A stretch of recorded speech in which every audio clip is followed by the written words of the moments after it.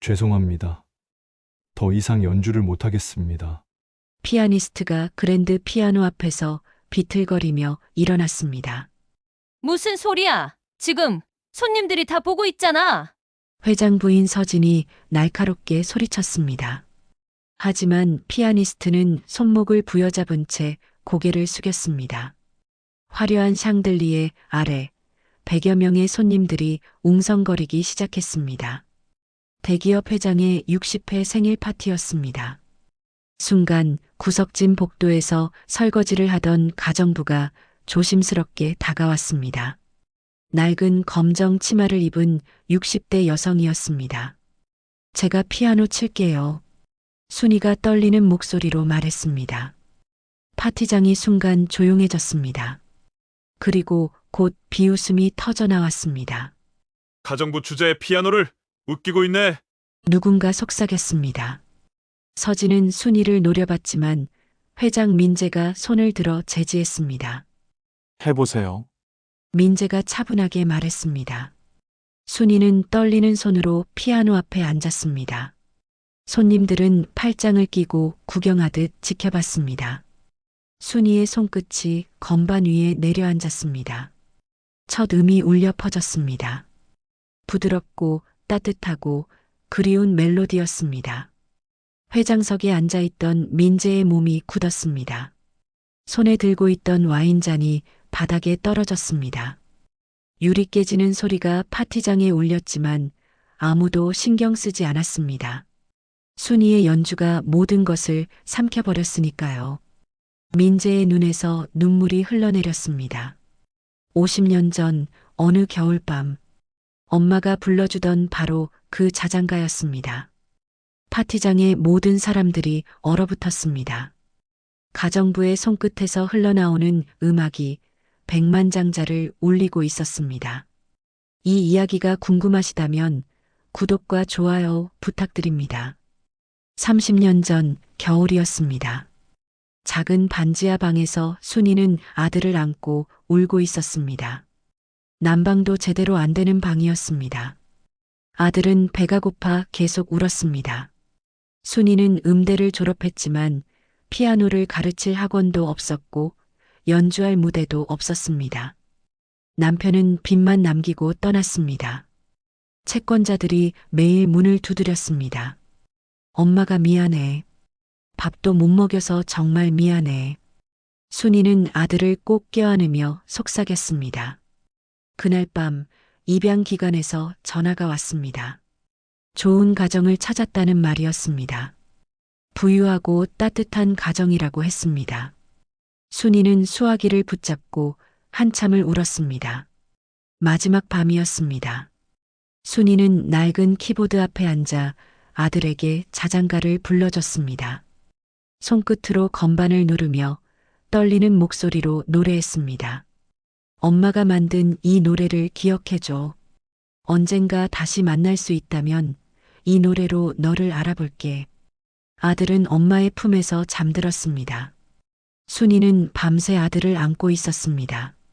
다음 날 아침 입양기관 사람들이 왔습니다. 순이는 아들을 넘겨주며 무너졌습니다. 그로부터 30년이 흘렀습니다. 순이는 여전히 가난했습니다.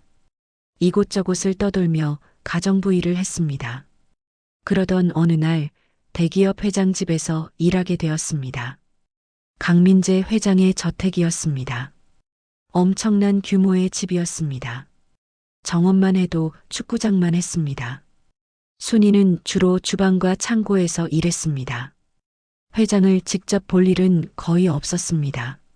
하지만 가끔 복도에서 회장과 마주칠 때가 있었습니다. 그때마다 순이는 이상한 느낌을 받았습니다. 가슴이 아프고 눈물이 날 것 같았습니다. 왜 그런지 알 수 없었습니다. 민재는 입양하였습니다. 어릴 때 부유한 가정에 입양되어 좋은 교육을 받았습니다. 사업의 성공에 거대한 회사를 이끌고 있었습니다. 하지만 그는 항상 무언가 허전함을 느꼈습니다. 양부모는 그를 잘 키워줬지만 친부모에 대한 기억은 거의 없었습니다. 단 하나 어릴 적 누군가 불러주던 자장가만 기억 속에 남아 있었습니다. 그 노래를 들으면 마음이 따뜻해졌습니다.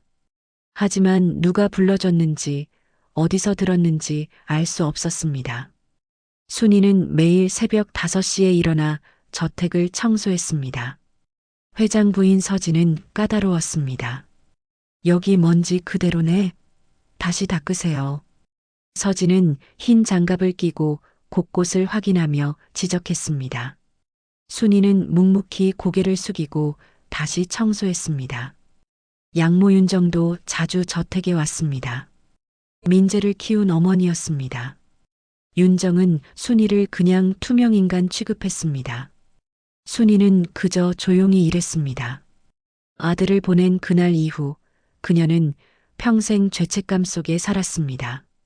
어느 날 저녁 순이는 민재의 서재를 청소하다가 액자 하나를 발견했습니다. 어린아이가 웃고 있는 사진이었습니다. 순이는 그 얼굴을 보는 순간 가슴이 철렁했습니다. 손이 떨렸습니다. 하지만 이유를 알 수 없었습니다. 그냥 낯익은 느낌이었습니다. 순이는 조심스럽게 액자를 제자리에 놓고 서재를 나왔습니다. 그날 밤 순이는 좁은 방에서 잠을 이루지 못했습니다. 30년 전 그날 밤이 자꾸 떠올랐습니다. 아들에게 불러준 자장가가 귓가에 맴돌았습니다. 연주가 끝났습니다. 파티장은 여전히 정적에 휩싸여 있었습니다. 순이는 천천히 피아노에서 일어났습니다. 손님들이 박수를 쳤지만 아무도 말을 하지 않았습니다. 민재는 눈물을 닦으며 순이를 바라봤습니다. 순이는 고개를 숙인 채 빠르게 주방으로 돌아갔습니다. 서진이 차갑게 그녀를 노려봤지만 순이는 보지 못했습니다. 파티가 끝난 후 밤 11시였습니다. 순이는 주방에서 마지막 설거지를 하고 있었습니다. 등 뒤에서 발소리가 들렸습니다. 민재였습니다. 그 곡을 어떻게 아십니까? 민재가 조용히 물었습니다. 순이는 손을 멈추고 천천히 돌아봤습니다. 옛날에 배웠던 곡입니다. 순이가 떨리는 목소리로 대답했습니다. 어디서 배우셨습니까? 민재가 한 걸음 다가왔습니다. 순이는 뒤로 물러섰습니다. 음대 다닐 때 배웠습니다. 음대를 다니셨습니까? 민재의 목소리에 놀라움이 묻어났습니다. 순이는 고개를 끄덕였습니다. 제목이 뭡니까? 그 곡의 제목이요. 민재가 다급하게 물었습니다. 순이는 잠시 망설이다가 조용히 대답했습니다. 제목은 없습니다. 제가 만든 곡이니까요. 민재의 얼굴이 창백해졌습니다. 그는 한참 동안 순이를 바라봤습니다. 순이는 그 시선을 견딜 수 없어 고개를 돌렸습니다. 실례했습니다. 내일 아침 일찍 출근하겠습니다. 순이는 서둘러 주방을 나갔습니다. 민재는 그 자리에 서서 한참을 생각에 잠겼습니다. 다음 날 아침 양모 윤정이 저택에 들어섰습니다. 윤정은 민재를 서재로 불렀습니다. 어제 그 가정부 말이야. 당장 해고시켜. 윤정이 단호하게 말했습니다. 민재는 서류를 보다가 고개를 들었습니다. 왜요? 왜긴 왜야. 손님들 앞에서 피아노를 치다니. 분수를 모르잖아. 윤정의 목소리에 불안함이 섞여 있었습니다. 민재는 어머니를 가만히 바라봤습니다. 저는 괜찮습니다. 오히려 잘했어요. 민재야, 엄마 말 들어. 그 사람 뭔가 이상해. 윤정은 계속 주장했지만 민재는 고개를 저었습니다. 윤정은 불안한 표정으로 서재를 나갔습니다. 순이는 그날부터 서진에게 더 심한 대우를 받았습니다. 화장실 청소 다시 하세요. 변기에 얼룩이 있어요. 서진은 팔짱을 끼고 순이를 내려다봤습니다. 순이는 무릎을 꿇고 다시 청소했습니다. 주방 바닥도 다시 닦으세요. 기름기가 남아 있어요. 서진은 하루 종일 순이를 불러 일을 시켰습니다. 다른 가정부들은 순이를 동정하는 눈으로 바라봤습니다. 점심시간에도 순이는 쉬지 못했습니다. 서진이 계속 새로운 일을 만들어냈으니까요. 저녁 무렵 순이는 정원에서 낙엽을 쓸고 있었습니다. 민재가 산책을 하다가 순이를 발견했습니다. 순이는 민재를 보고 잠깐 손을 멈췄습니다. 민재는 다가와서 말했습니다. 힘드시면 말씀하세요. 순이는 고개를 저었습니다. 괜찮습니다. 그날 꼭 말인데요. 민재가 조심스럽게 말을 꺼냈습니다. 순이의 손이 떨렸습니다. 제가 어렸을 때 들었던 곡이에요. 누군가 제게 불러줬던 자장가였습니다. 순이는 빗자루를 꽉 쥐었습니다. 가슴이 쿵쿵 뛰었습니다. 우연히 같은 멜로디였나 봅니다. 순이가 간신히 대답했습니다. 민재는 순이의 얼굴을 들여다봤습니다. 순이는 시선을 피했습니다. 성함이 어떻게 되십니까? 김순이입니다. 나이는요? 63입니다. 민재는 고개를 끄덕이고 천천히 걸어갔습니다. 순이는 그의 뒷모습을 보며 눈물을 참았습니다. 왜 이렇게 마음이 아픈지 알 수 없었습니다. 그날 밤 민재는 서재에서 컴퓨터를 켰습니다. 그는 사설 탐정 사무소에 이메일을 보냈습니다. 김순이라는 사람의 과거를 조사해달라는 내용이었습니다. 민재는 창밖을 바라봤습니다. 달빛이 정원을 비추고 있었습니다. 그의 가슴 한편에서 무언가 움직이고 있었습니다. 순이는 좁은 방에서 베개를 껴안고 울었습니다. 30년 전 그 밤이 자꾸 떠올랐습니다. 아들의 작은 손이 따뜻했던 체온이 자장가를 들으며 잠들던 얼굴이 생생했습니다. 순이는 입술을 깨물었습니다. 그날 이후 한 번도 피아노를 치지 않았습니다. 하지만 어제는 참을 수 없었습니다. 그 순간 그녀의 손이 저절로 움직였습니다. 복도 끝에서 윤정이 순이의 방문을 지나갔습니다. 윤정은 걱정스러운 표정으로 계단을 내려갔습니다. 그녀는 거실에서 서진을 불렀습니다. 그 가정부 좀 더 세게 다뤄요. 여기서 오래 있으면 안 돼. 서진은 고개를 끄덕이며 찻잔을 들었습니다. 알았어요. 어머님, 내일부터 더 힘든 일을 시키겠습니다. 사흘 후 민재의 이메일로 보고서가 도착했습니다. 민재는 서재 문을 잠그고 파일을 열었습니다. 김순이의 과거가 한 장 한 장 펼쳐졌습니다. 서울음대 피아노가 졸업하지만 경제적 어려움으로 연주 활동을 하지 못했다는 기록이 있었습니다. 남편의 실종, 빚더미에 앉은 젊은 엄마, 그리고 30년 전 12월 15일 입양 기록이 나왔습니다. 아들을 입양 보냈다는 기록이었습니다. 민재의 손이 떨렸습니다.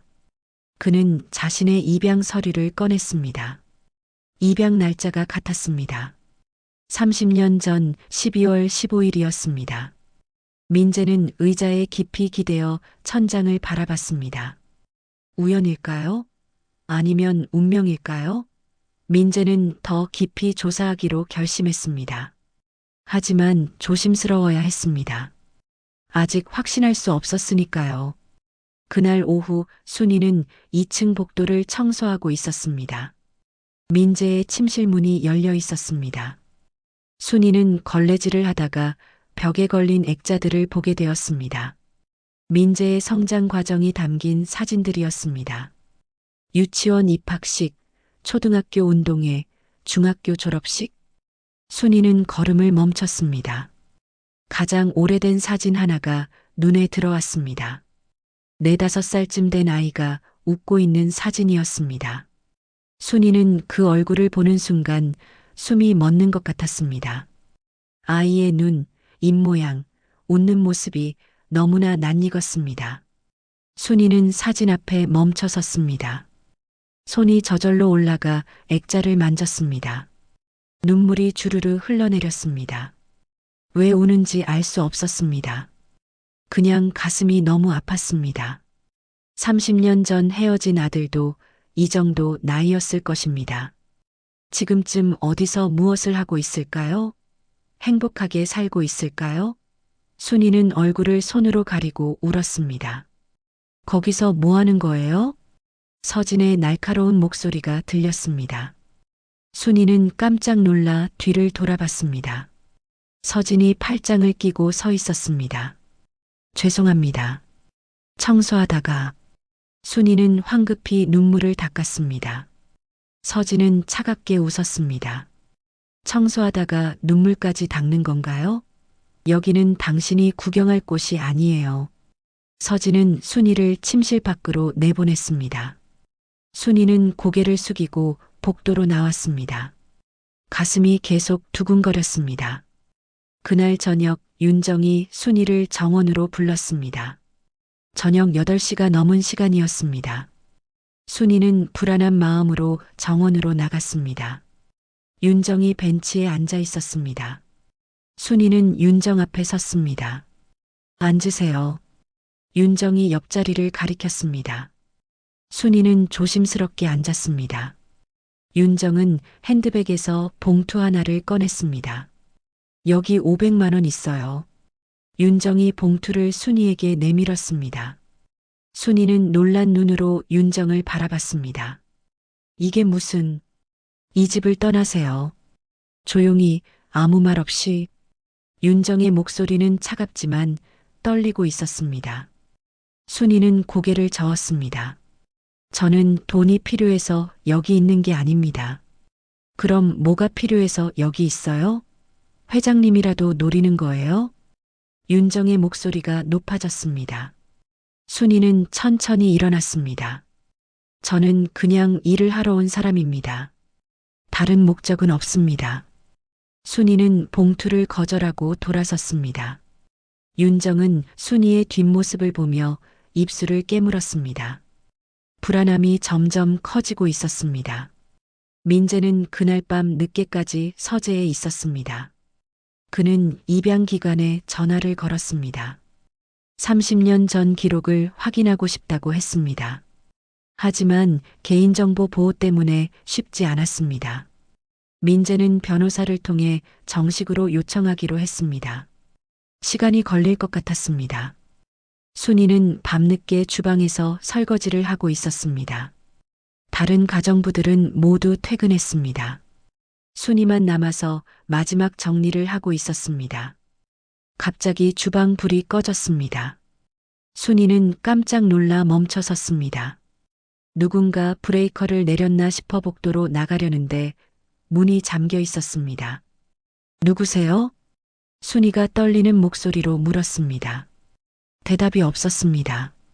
순이는 문을 두드렸습니다. 10분쯤 지나자 문이 열렸습니다. 아무도 없었습니다. 순이는 서둘러 주방을 나와 자기 방으로 돌아갔습니다. 가슴이 두근거렸습니다. 복도 끝 구석에서 서진이 차갑게 웃고 있었습니다. 다음 날 아침 민재는 순이를 따로 불렀습니다. 정원 벤치에서 둘은 마주 앉았습니다. 민재는 순이를 조용히 바라봤습니다. 혹시 입양 보낸 아들을 찾고 계십니까? 순이는 깜짝 놀라 고개를 들었습니다.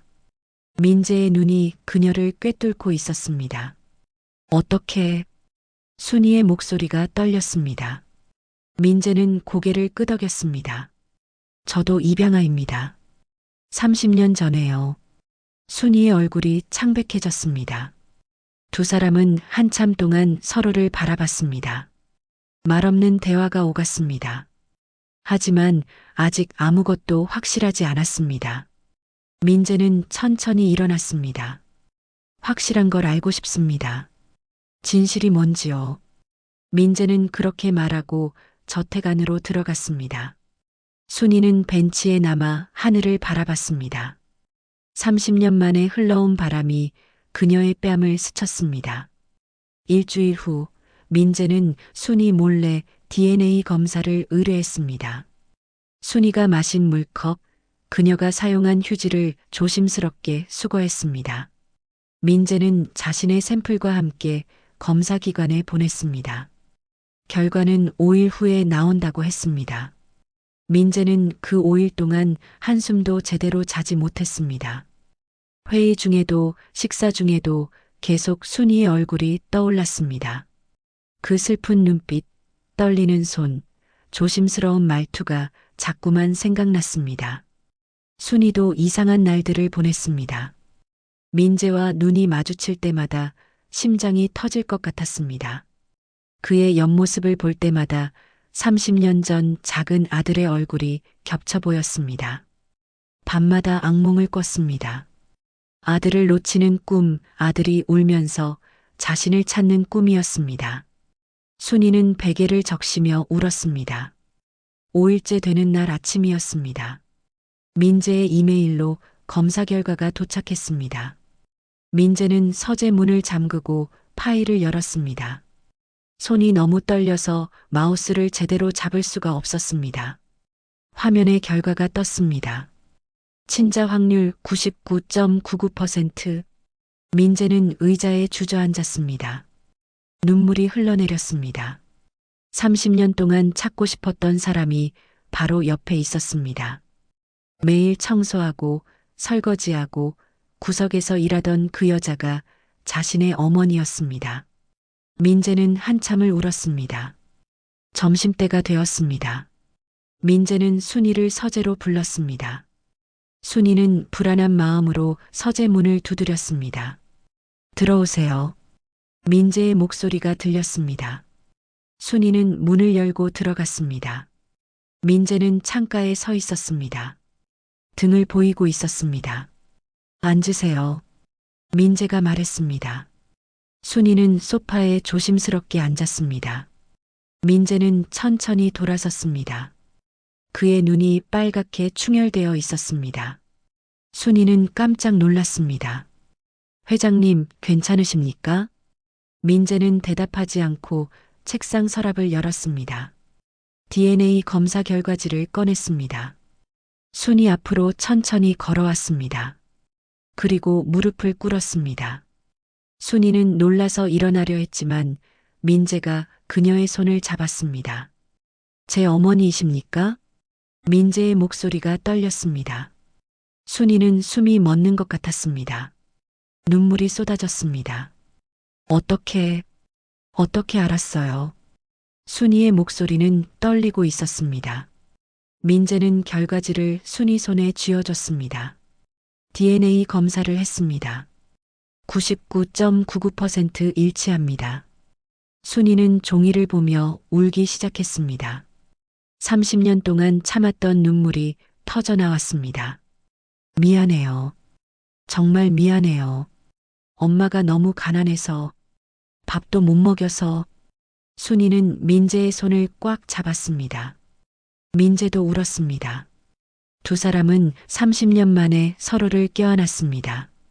서재 안에는 오직 울음소리만 가득했습니다. 괜찮습니다. 엄마, 이제 괜찮아요. 민재는 어머니를 안고 계속 그렇게 말했습니다. 순이는 아들의 등을 쓰다듬으며 끊임없이 사과했습니다. 그때 서재 문이 벌컥 열렸습니다. 양모 윤정과 부인 서진이 들어왔습니다. 두 사람은 껴안고 우는 민재와 순이를 보고 얼어붙었습니다. 이게 무슨 짓이야? 윤정이 소리쳤습니다. 민재는 천천히 어머니를 놓고 일어났습니다. 그의 얼굴에는 눈물이 아직 남아 있었습니다. 이분이 제 친어머니입니다. 민재가 차분하게 말했습니다. 윤정의 얼굴이 하얗게 변했습니다. 말도 안 돼. 그게 무슨 말이야? 서진이 날카롭게 소리쳤습니다. 민재는 DNA 검사 결과지를 들어보였습니다. DNA 검사 결과입니다. 99.99% 친자 관계로 확인됐습니다. 윤정은 비틀거렸습니다. 서진이 윤정을 부축했습니다. 가짜일 거야. 돈을 노리고 꾸며낸 거라고. 서진이 순이를 노려봤습니다. 순이는 고개를 숙이고 있었습니다. 민재는 서진 앞으로 다가갔습니다. 조작할 수 없는 검사입니다. 공인된 기관에서 받은 결과예요. 민재의 목소리는 단호했습니다. 윤정은 소파에 주저앉았습니다. 얼굴에 식은땀이 흘렀습니다. 민재야, 엄마는 너를 30년 동안 키웠잖아. 윤정의 목소리가 떨렸습니다. 민재는 양어머니를 바라봤습니다. 그건 감사합니다. 하지만 진실은 진실입니다. 민재는 다시 순이에게로 갔습니다. 순이의 어깨에 손을 얹었습니다. 이제부터 이분은 제 어머니로 대접받을 겁니다. 서진은 믿을 수 없다는 표정으로 두 사람을 바라봤습니다. 윤정은 계속 고개를 저었습니다. 안 돼. 이럴 수 없어. 윤정은 떨리는 손으로 핸드백을 집어들고 서재를 나갔습니다. 서진도 차갑게 두 사람을 노려본 후 뒤따라 나갔습니다. 문이 닫혔습니다. 순이와 민재는 다시 마주봤습니다. 30년 동안 찾고 싶었습니다. 어머니가 어디 계신지 민재가 말했습니다. 순이는 눈물을 닦았습니다. 나도 매일 너를 생각했어. 잘 살고 있는지 행복한지. 두 사람은 다시 껴안았습니다. 창밖으로 햇살이 들어왔습니다. 30년 만에 찾은 진실이 그들을 감싸고 있었습니다. 그날 밤 저택은 얼어붙은 듯 조용했습니다. 윤정은 자신의 방에서 잠을 이루지 못했습니다.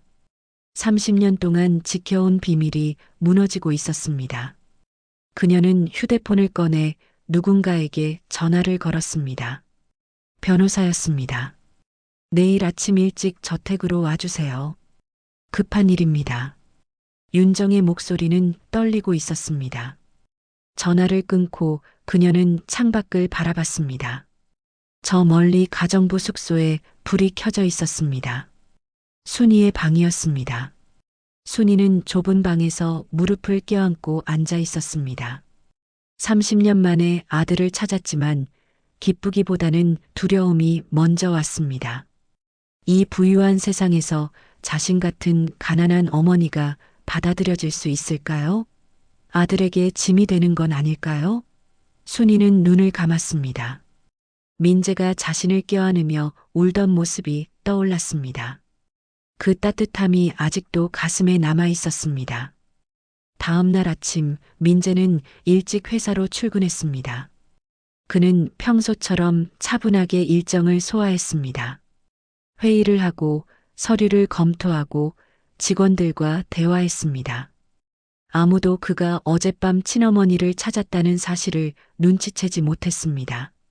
민재는 감정을 철저히 숨겼습니다. 하지만 그의 머릿속에서는 복잡한 계산이 돌아가고 있었습니다. 저택에서는 이상한 일이 벌어지고 있었습니다. 아침 8시 윤정이 고용한 변호사가 도착했습니다. 50대 중반의 날카로운 인상을 가진 남자였습니다. 윤정은 그를 거실로 안내했습니다. 서진도 함께 자리했습니다. DNA 검사 결과를 무효화할 방법이 있습니까? 윤정이 다급하게 물었습니다. 변호사는 고개를 저었습니다. 공인된 기관의 검사라면 무효화하기 어렵습니다. 하지만 다른 방법을 찾아볼 수는 있습니다. 어떤 방법이죠? 서진이 몸을 앞으로 기울였습니다. 저 여자가 회장님을 의도적으로 접근했다는 증거를 만드는 겁니다. 사기죄나 공갈죄로 몰 수 있습니다. 윤정은 잠시 생각하다가 고개를 끄덕였습니다. 순이는 주방에서 설거지를 하고 있었습니다. 다른 가정부들이 그녀를 힐끔거리며 수군거렸습니다. 어제 일이 소문으로 퍼진 것 같았습니다. 순이는 신경 쓰지 않고 묵묵히 일했습니다. 그때 서진이 주방으로 들어왔습니다. 김순희 씨, 저 따라오세요. 서진의 목소리는 차가웠습니다. 순이는 앞치마를 벗고 서진을 따라갔습니다. 서진은 순이를 지하 창고로 데려갔습니다. 먼지가 수북이 쌓인 창고였습니다. 여기 정리하세요. 오늘 안으로 다 끝내야 합니다. 서진이 팔짱을 끼고 말했습니다. 순이는 창고를 둘러봤습니다. 30년 동안 쌓인 물건들이 가득했습니다. 혼자서 하루 만에 끝낼 수 없는 양이었습니다. 알겠습니다. 순이는 조용히 대답했습니다. 서진은 차갑게 웃으며 창고 문을 닫았습니다. 순이는 한숨을 쉬고 일을 시작했습니다. 먼지가 날렸고 창고는 어두웠습니다. 점심시간이 되었습니다. 민재가 저택으로 돌아왔습니다. 그는 평소와 달리 직접 주방으로 갔습니다. 순이 씨 어디 계십니까?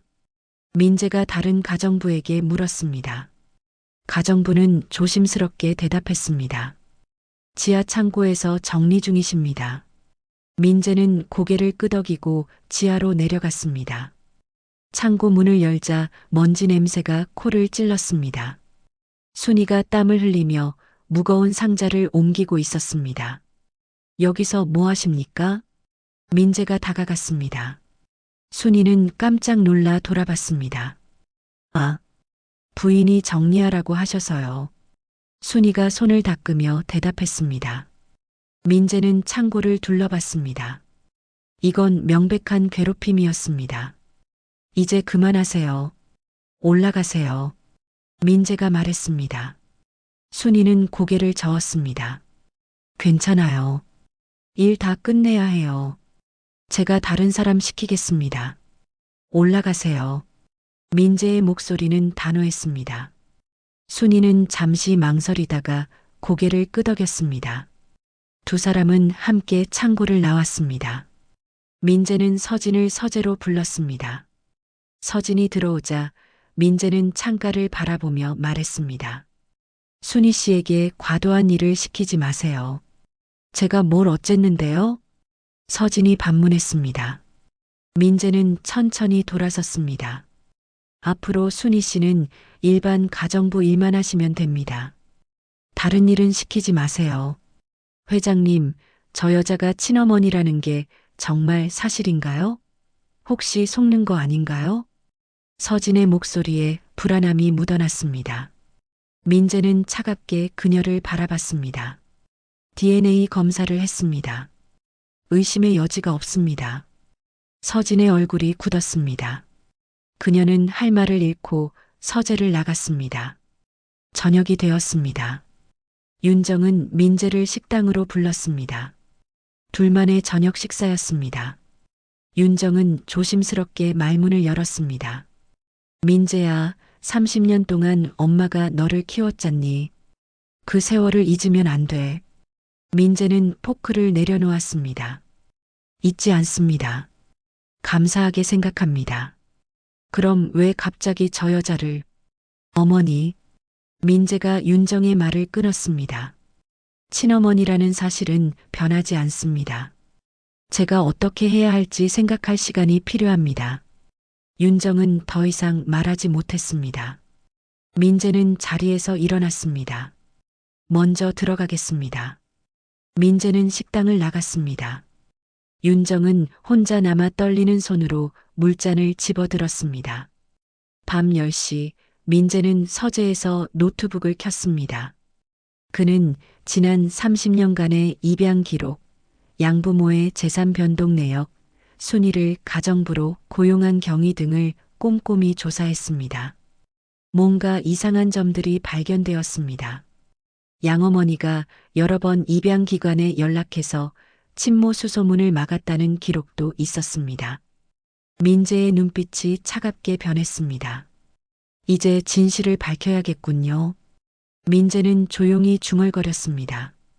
그리고 파일 하나를 만들어 증거들을 정리하기 시작했습니다. 순이는 자신의 방에서 창밖을 바라보고 있었습니다.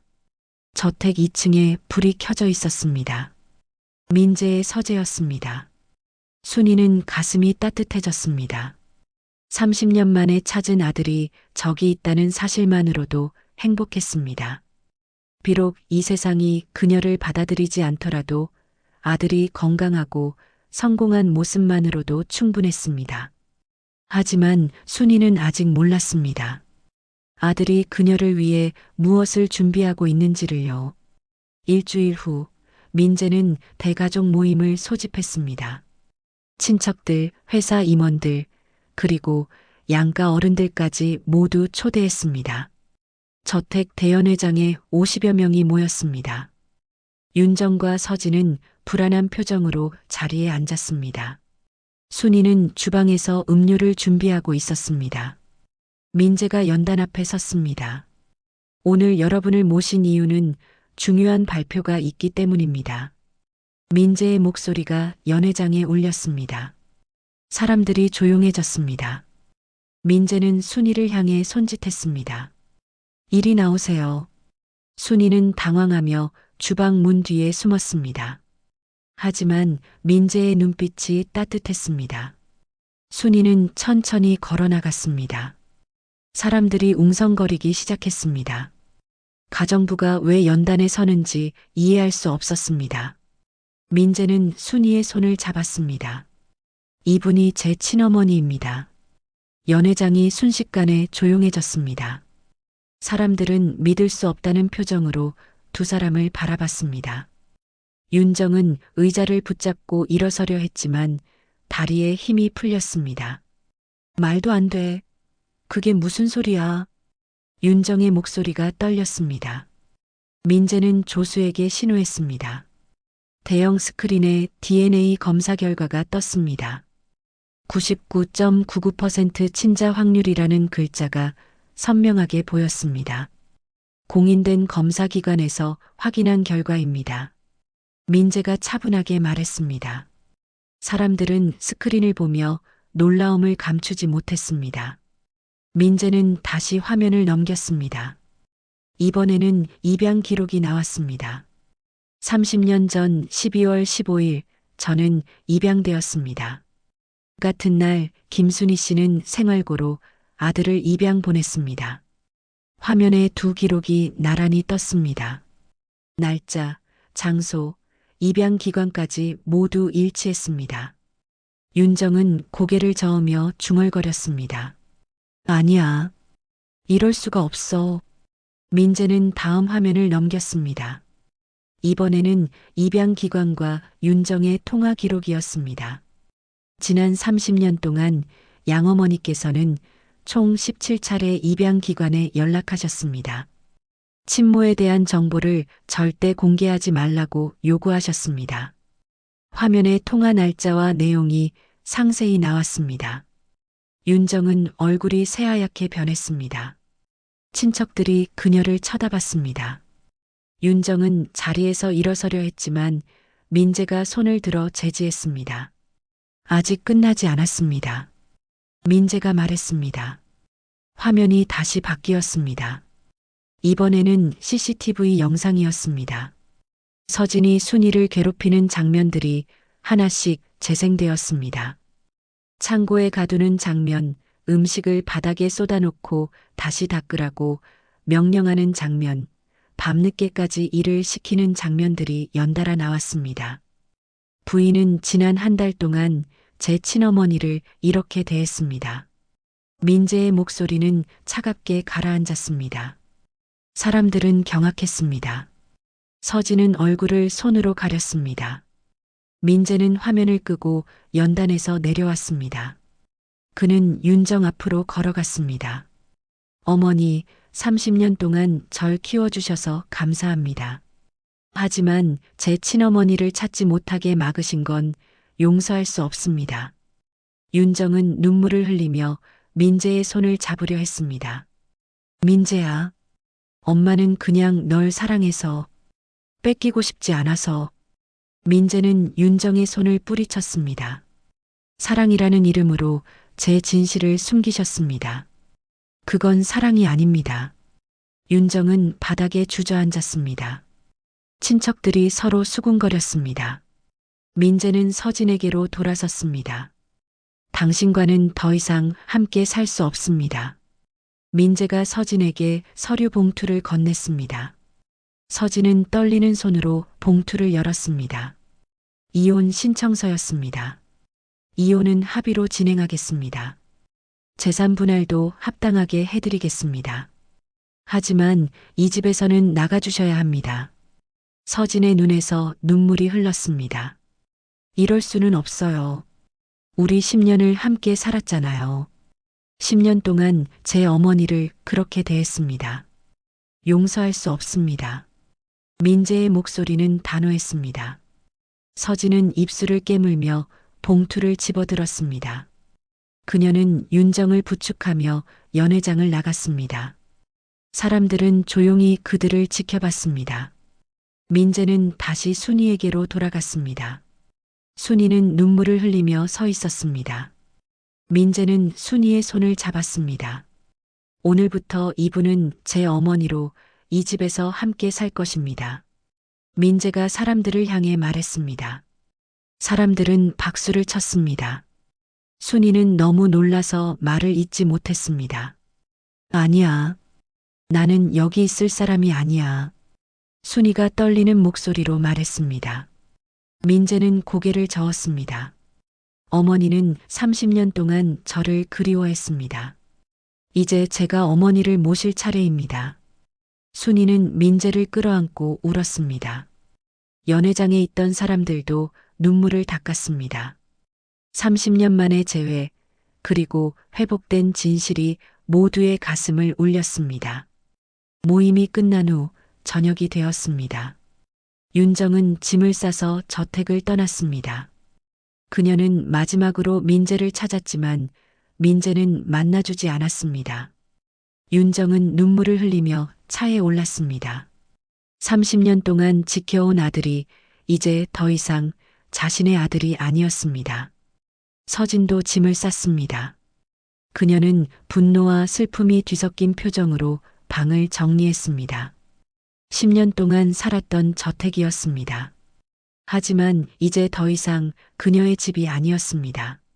서진은 마지막으로 침실을 둘러봤습니다. 그리고 문을 닫고 나갔습니다.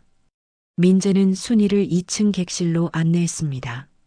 넓고 화려한 방이었습니다. 순이는 방 안을 둘러보며 어리둥절해했습니다. 이 방은 너무 커요. 나는 작은 방이면 돼요. 순이가 말했습니다. 민재는 순이의 손을 잡았습니다. 어머니, 이제 가정부가 아니에요. 이 집 주인입니다. 순이는 눈물을 닦았습니다. 아직도 믿기지 않았습니다. 어제까지만 해도 주방에서 설거지하던 자신이 오늘은 이렇게 화려한 방에 서 있다니요. 내가 꿈을 꾸는 건 아닐까? 순이가 중얼거렸습니다. 민재는 어머니를 안았습니다. 꿈이 아닙니다. 30년 만에 찾은 진실입니다. 두 사람은 한참을 껴안고 있었습니다. 창밖으로 달빛이 비쳤습니다. 30년 동안 헤어져 있던 모자가 마침내 함께였습니다. 밤이 깊어갔습니다. 저택의 불이 하나씩 꺼졌습니다. 하지만 2층 객실에는 여전히 불이 켜져 있었습니다. 민재와 순이는 밤새 이야기를 나눴습니다. 30년 동안 하지 못했던 이야기들이 쏟아져 나왔습니다. 웃음과 눈물이 뒤섞인 밤이었습니다. 6개월이 흘렀습니다. 서울 한남동의 작은 건물 1층에 피아노 학원이 문을 열었습니다. 간판에는 순이 피아노 교실이라고 적혀 있었습니다. 민재가 어머니를 위해 마련한 공간이었습니다. 순이는 매일 오전 10시에 학원 문을 열었습니다. 아이들이 하나둘 들어왔습니다. 순이는 한 명 한 명에게 정성껏 피아노를 가르쳤습니다. 30년 만에 다시 건반 앞에 앉은 그녀의 얼굴에는 평온함이 가득했습니다. 일요일 저녁이었습니다. 민재가 학원 문을 열고 들어왔습니다. 손에는 순이가 좋아하는 꽃다발과 케이크를 들고 있었습니다. 어머니, 저 왔습니다. 민재가 환하게 웃으며 말했습니다. 순이는 피아노 정리를 하다가 돌아섰습니다. 어머, 또 이런 거 사왔어? 순이가 반가운 얼굴로 다가왔습니다. 민재는 매주 일요일마다 어머니를 찾아왔습니다. 함께 저녁을 먹고 이야기를 나누고 피아노를 쳤습니다. 두 사람만의 시간이었습니다. 저녁을 먹고 난 후 민재와 순이는 피아노 앞에 나란히 앉았습니다. 순이가 먼저 건반에 손을 올렸습니다. 그 자장가가 흘러나왔습니다. 30년 전 마지막 밤에 불렀던 바로 그 곡이었습니다. 민재는 어머니 옆에서 조용히 화음을 넣었습니다. 두 사람의 연주가 하나로 어우러졌습니다. 음악이 학원을 가득 채웠습니다. 이 곡을 들을 때마다 그날 밤이 생각나. 순이가 조용히 말했습니다. 민재는 고개를 끄덕였습니다. 저도요. 이제는 슬픈 기억이 아니에요. 우리를 다시 만나게 해준 곡이잖아요. 순이는 눈물을 닦았습니다. 민재는 어머니의 손을 꽉 잡았습니다. 엄마 사랑해요. 민재가 속삭였습니다. 순이는 아들을 끌어안았습니다. 나도 사랑해. 정말 많이. 창밖으로 저녁 노을이 비쳤습니다. 두 사람은 한참을 그렇게 안고 있었습니다. 30년 만에 찾은 진짜 가족의 따뜻함이 그들을 감싸고 있었습니다. 혹시 여러분이 순이 어머니였다면 30년 전으로 돌아가서 다른 선택을 했을까요? 아니면 똑같이 아들을 보냈을까요? 댓글로 여러분의 생각을 들려주세요.